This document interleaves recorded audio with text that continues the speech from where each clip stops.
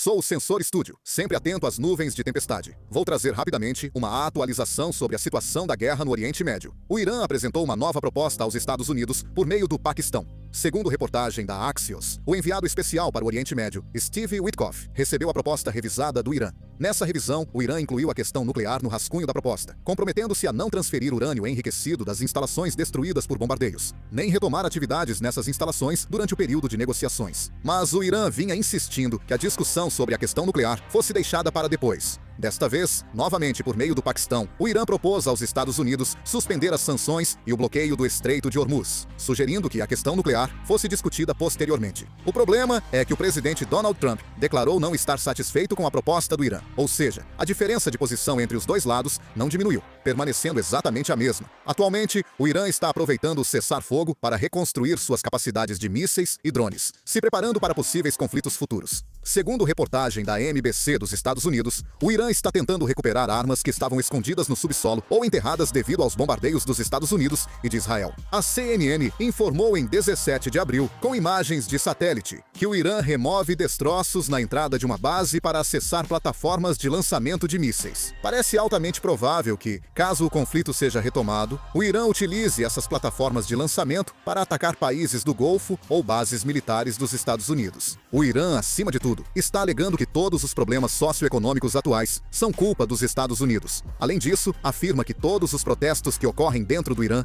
são instigados pelos Estados Unidos, dizendo que os líderes dos protestos são agentes dos Estados Unidos e de Israel. O governo iraniano continua afirmando que o bloqueio marítimo e as sanções adicionais dos Estados Unidos estão destruindo a economia iraniana.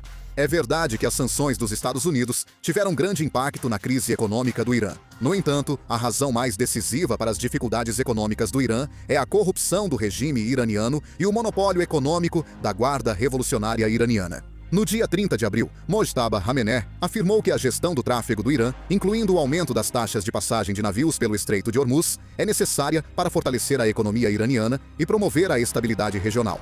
O Tesouro dos Estados Unidos alertou em 1º de maio que pode sancionar navios que paguem taxas ao Irã e cruzem o Estreito de Hormuz. Para pressionar o Irã, o Departamento do Tesouro dos Estados Unidos incluiu empresas iranianas que burlam sanções em sua lista em 1º de maio. O Departamento do Tesouro dos Estados Unidos designou 3 redes bancárias iranianas e empresas de fachada relacionadas como alvos de sanções.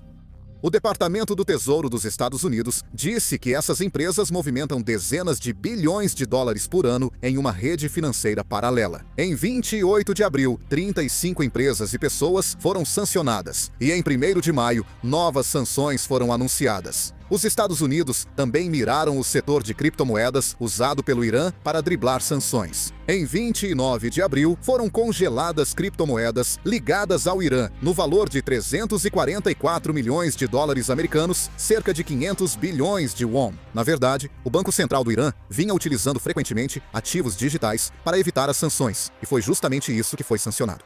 O Comando Central dos Estados Unidos anunciou em 1º de maio que mandou 45 navios que seguiam para o Irã retornarem. O Hezbollah seguiu atacando forças e ativos militares de Israel. Desde 30 de abril, o Hezbollah realizou um total de 12 ataques, dos quais 8 foram feitos com drones. Todos esses ataques tiveram como alvo as forças israelenses e veículos localizados no sul do Líbano. Segundo reportagem anterior do Wall Street Journal, o Hezbollah opera drones pelo menos 10 vezes ao dia. Como as forças israelenses não tomaram nenhuma medida para se preparar contra os drones usados pelo Hezbollah, a situação continua se agravando. Parece que o exército israelense está tomando medidas temporárias, como cobrir postos avançados de equipamentos militares com redes. A Força Aérea de Israel posiciona radares móveis no sul do Líbano para facilitar a detecção de drones. O exército israelense já derrubou pelo menos 27 drones com o domo de ferro. Porém, como usam um míssil para cada drone, a situação é desfavorável para Israel. O primeiro-ministro Netanyahu ordenou resposta à ameaça dos drones. mas as medidas devem demorar para chegar à linha de frente. Na noite de 30 de abril para 1º de maio, o exército israelense atacou ao menos 40 bases do Hezbollah no sul do Líbano. Esse é o maior número de ataques aéreos realizados pelo exército israelense no Líbano em um período de 24 horas, desde a entrada em vigor do cessar-fogo em 16 de abril. O exército israelense disse que atacou quartéis generais e bases militares do Hezbollah no sul do Líbano, usados para planejar e realizar ataques contra suas forças. Se surgirem novidades, faço outro vídeo, encerrando por aqui. Obrigado.